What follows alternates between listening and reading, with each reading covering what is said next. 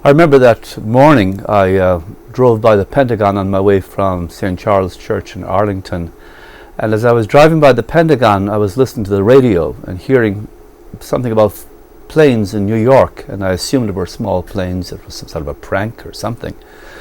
Given no more thought until I arrived at the parking lot right here at the House of Representatives, where I'd been invited by Jim Moran, Congressman Jim Moran from our district, to present the invocation for that day.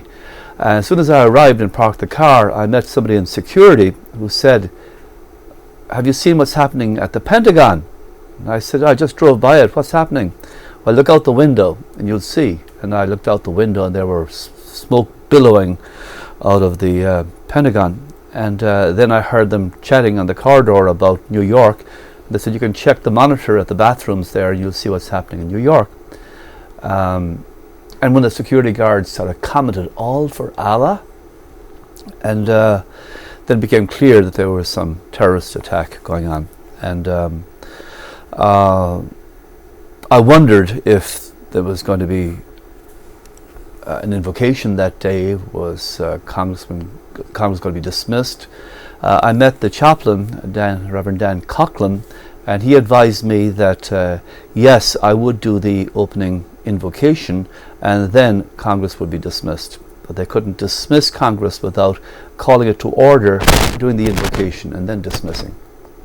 So my first reaction was, oh my goodness, I had a prayer about welcome, because a few weeks before the President of Mexico was visiting our country and talked about the immigration issues, and I thought that I would reflect the Church's concern about immigrants and having an attitude of human rights and welcome. And I said, this is totally inappropriate to what has occurred, apparently. So with that, I got a piece of paper and wrote on the back of his shoulder, using his shoulder as a desk, a new prayer. And then Porter Goss, the acting agent for the U.S. House of Representatives that day, said to me, "I don't care what your prayer is, as long as it's brief, because we need to dismiss." And so with that, right around 10 o'clock, I read my prayer.